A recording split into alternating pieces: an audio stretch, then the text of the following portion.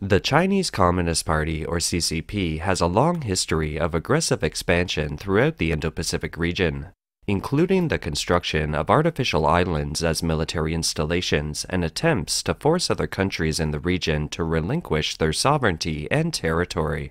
It claims historical sovereignty over much of the South China Sea, while a number of other countries, including the Philippines, Vietnam, Indonesia, Malaysia, and Brunei, are also lodging claims in the region. Now the Philippine Marcos Jr. government is increasingly resistant towards China's claim in the region. Lately, things have been escalating.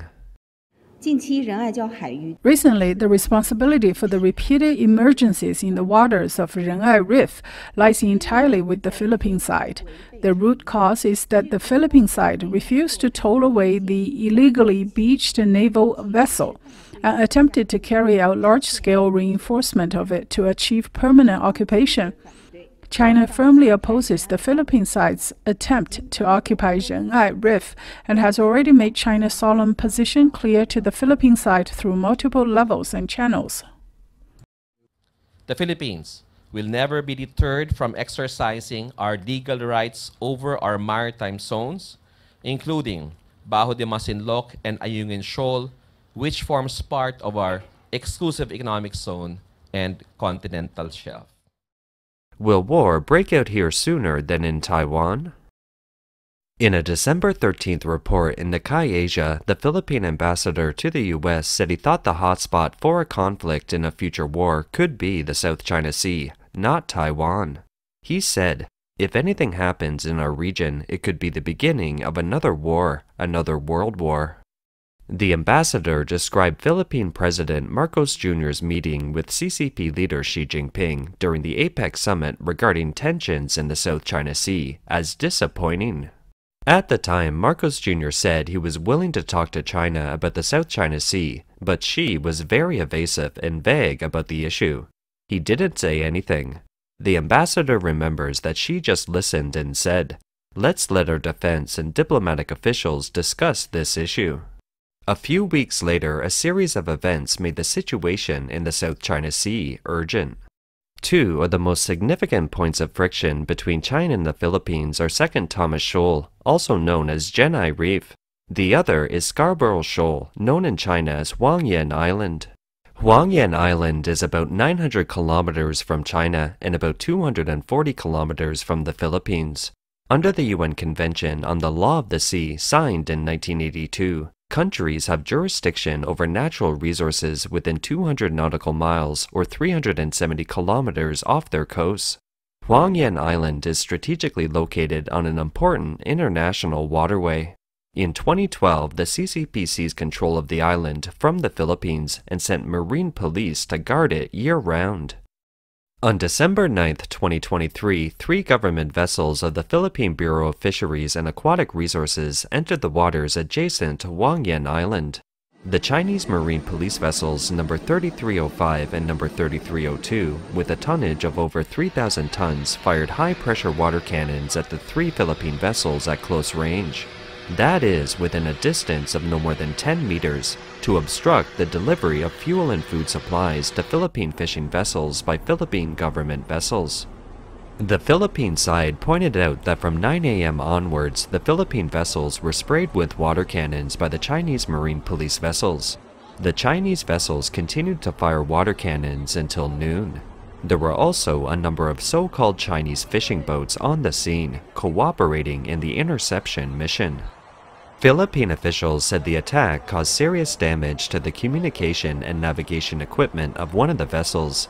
In addition, the suspected militia vessels accompanying the Chinese Coast Guard ship used a long-range acoustic device capable of damaging hearing, causing severe discomfort and even incapacitation to the crew members of the Philippines. The Chinese side claimed that instead of firing water cannons directly, the Chinese Marine Police issued a radio warning in the first instance, asking the Filipino vessel to stop its intrusion. Only after the warnings failed did the Chinese vessels fire their water cannons.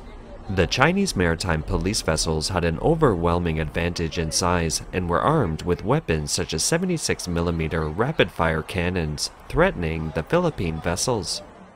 The next day, on December 10, 2023, an incident occurred at Genai Reef. Two Philippine Marine Police vessels, one public service vessel, and one supply vessel entered the waters of Genai Reef, planning to deliver supplies to the warship at Genai Reef, but were again intercepted by the Chinese Marine Police. According to the Philippine Coast Guard, the supply vessel suffered damage after being attacked by water cannons from a Chinese Marine Police vessel, resulting in a damaged engine. Another vessel was deliberately rammed. A spokesman for the Philippine National Security Council said this was a serious escalation of the CCP's behavior in the South China Sea. The Chief of General Staff of Armed Forces of the Philippines, AFP, said he was on the ship that was sprayed and hit by the Chinese vessel's water cannons. China's purported exercise of maritime law enforcement powers, interference with Philippine rotation and resupply missions, harassment and intimidation of Philippine fisherfolk, or any other activity that infringes upon Philippine sovereignty and jurisdiction in Bajo Masinloc and the Philippine sovereign rights and jurisdiction in Ayungin Shoal are violation of international law, particularly the UN Convention on the Law of the Sea. Genai Reef is a shoal 15 kilometers long and 5.6 kilometers wide. In 1999, in order to maintain sovereignty over the shoal, which is located in the Philippines' exclusive economic zone, the Philippine government purposefully ran an old warship aground, and since then it has been regularly resupplying supplies for the soldiers stationed on the ship. This abandoned World War II warship will never sail again, but it will remain there, symbolizing the Philippines' claim to the Genai Reef and its efforts to prevent the CCP from occupying more of the disputed waters. In 2016, an international tribunal ruled the Second Thomas Shoal, or Genai Reef, is less than 370 kilometers from the Philippines' Palawan province, and therefore part of the Philippines' exclusive economic zone. China, which has declared sovereignty claims over 90% of the South China Sea, refuses to recognize the arbitration result. It claims almost the entire South China Sea, a conduit for more than $3 trillion of annual shipborne commerce, including parts claimed by the Philippines, Vietnam, Indonesia, Malaysia, and Brunei. The Permanent Court of Arbitration in 2016 said China's claims had no legal basis. Since 1999, a small team of Philippine Marines have been stationed aboard the rusting ship day and night, keeping watch over the old and gradually falling apart ship. Various media outlets describe the derelict warship as being in extremely poor condition, with huge cracks in its sides and waves splashing in through the ship's exposed structure. After decades of natural weathering, the warship Sierra Madre is falling into ruin. When relations between Beijing and Manila were good, the Chinese Maritime Police allowed supplies to continue to be delivered to the Sierra Madre. But when relations deteriorated, they blocked the supply ship's transportation routes. Beijing is betting that the Sierra Madre won't last long, and at some point the Philippines will be forced to evacuate the Marines stationed on it when the ship is about to sink. During the 6-year tenure of former Philippine President Rodrigo Duterte, the assumption seemed well-founded. But since Marcos Jr. assumed the presidency in 2022, Philippine foreign policy has taken a 180-degree turn. Not only has Marcos Jr. reversed the pro-CCP policies of his predecessor, but he has also revitalized its alliance with the U.S. and has begun a high-profile denunciation of Beijing's incursion into Manila's 200 nautical mile exclusive economic zone. Sources from Manila said that food and water weren't the only supplies the Philippines was sending to the Sierra Madre for replenishment. They also allegedly shipped building materials quietly, including cement, with the aim of reinforcing the rusting ship. It's now difficult to see how authorities can prolong the life of this ship. It looks as if the derelict warship may disintegrate soon. Perhaps it is this new sense of urgency that has prompted both Manila and Beijing to adopt a more proactive strategy. For Manila, there aren't many options. Building a brand new military outpost could take months, with large shipments of construction materials, and a Chinese blockade could hamper that plan. Sources say the Philippine government has even considered building inside the hull of the Sierra Madre, like an egg with its shell breaking with a chick inside. Philippine officials are concerned that China could quickly take over the second Thomas Shoal Genai Reef as the ship breaks up, a reef rich in fish and a gateway to an area with vast deposits of oil and gas. So far in 2023, Chinese Marine Police have used water cannons, fired military lasers, and collided with Philippine vessels. Philippine Coast Guard drone footage from December 2nd showed hundreds of Chinese maritime militia vessels gathering at the reef within the country's economic zone in the South China Sea. In a statement, the Philippine Coast Guard said that the number of Chinese boats believed to be manned by militia personnel that are scattered within the Whitsun Reef, which the Philippines calls the Julian Felipe Reef, has increased to more than 135 from 111 in November. There was no immediate comment from the Chinese embassy in Manila. The Philippine Coast Guard has deployed 2 of its vessels after monitoring the alarming increase. Previously, in September, China set up a 300-meter floating barrier in the waters of Wangyan Island to prevent Filipino fishermen from entering the waters to fish. The Philippine Coast Guard removed it. On December 2, 2023, the Philippine Coast Guard announced the completion of a new observation post equipped with radar and other equipment on the largest remote island in the South China Sea that the Philippines effectively controls. The CCP has also built artificial islands in the surrounding area, appearing to be vigorously pursuing countermeasures. So, does the CCP wish to see the escalation of the situation in the South China Sea? On November 29, 2023, CCP party leader Xi Jinping visited the East China Sea Command of the Armed Marine Police Headquarters, calling for the effective protection of rights and law enforcement and the resolute defense of territorial sovereignty and maritime rights and interests. The international community is examining whether such instructions are related to the current escalation of the conflict in December. Our observation is that the CCP is currently under too much pressure to escalate tensions in the South China Sea. It's likely that the CCP leader needs to maintain a strong posture in order to quell internal dissenting voices. The CCP leader needs to appear tough in response to the Philippines' outspoken and assertive stance in the South China Sea. It should want to use this kind of posture to maintain its authority at home, but it didn't expect things would evolve into a large-scale armed conflict between the two countries. However, the pace of change in the world isn't up to Beijing. It's difficult for Beijing to make sure that mistakes or accidents won't occur in the midst of its chaotic or panicked deployment. The CCP doesn't seem ready in the face of the Philippines' growing determination to fight its claim in the South China Sea. Yet, the Philippines, on the other hand, has already made a circle of friends and have begun to conduct some degree of testing. Dwarfed by the power of the CCP, the Philippines decided to allow the U.S. to expand its military presence in the country in 2023 under a 2014 defense agreement. This spring, the Philippines and the U.S. stepped up military cooperation by signing an agreement to add 4 more military bases accessible by U.S. forces. It has brought the number of military bases on the Philippine Islands to 9. And allowed the U.S. to not only provide rapid disaster relief and humanitarian assistance, but also to respond to emergencies in the South China Sea and Taiwan Strait.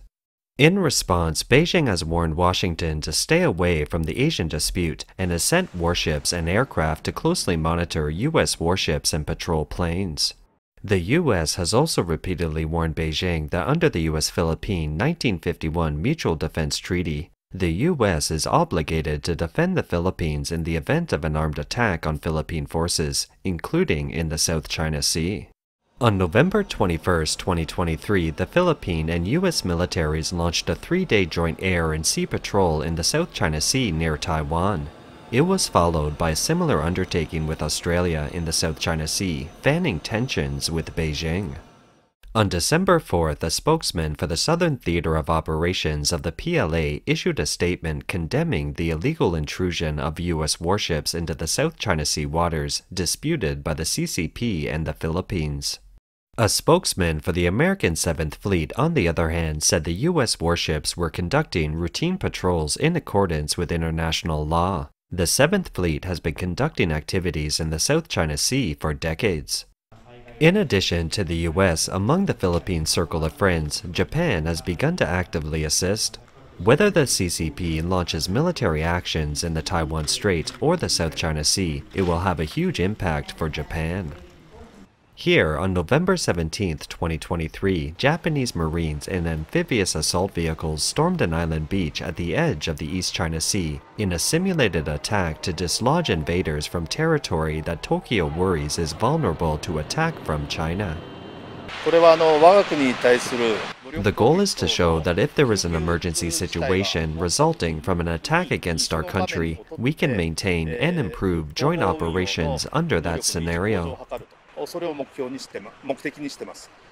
The South China Sea is an important maritime lifeline for Japan's import of oil and other imported goods, and it's important for Japan, which is an energy-poor, trade-oriented country, to maintain peace and navigational safety in the sea through collaboration with Southeast Asian countries in the region. In this regard, the Japan Coast Guard has organized training activities in Indonesia in the area of maritime surveillance.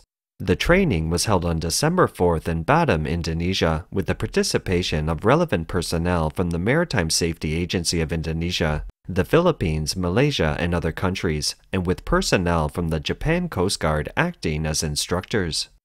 At the beginning of November 2023, the Philippine Department of Transportation said that with the 12 vessels already delivered, the total number of Japanese vessels supporting the Philippine Coast Guard reached 17. Japanese Prime Minister Fumio Kishida said in a speech to the Philippine Congress on November 4th, "In the South China Sea, trilateral cooperation to protect freedom of the seas is underway. Trilateral means Japan, the US, and the Philippines." The CCP is naturally quite annoyed by the strong support from the Philippines circle of friends. In recent years, Japan has breached its pacifist constitution and its exclusively defense-oriented policy and has constantly exported weapons and equipment heading further down the road of military expansion. It also tried to woo partners to destabilize the situation in the South China Sea. Japan is attempting to subvert the post-World War II international order and has increasingly become a destabilizing factor in the Asia-Pacific region. Countries in the region and the international community need to stay on high alert for it. We urge the Japanese side to speak and act cautiously on military and security matters and do more to contribute to regional peace and stability. The CCP should still be waiting for a chance, waiting for the aged Sierra Madre to disintegrate soon. It's just that the Red Party, struggling in the midst of a great turmoil, doesn't know if it can last till that day.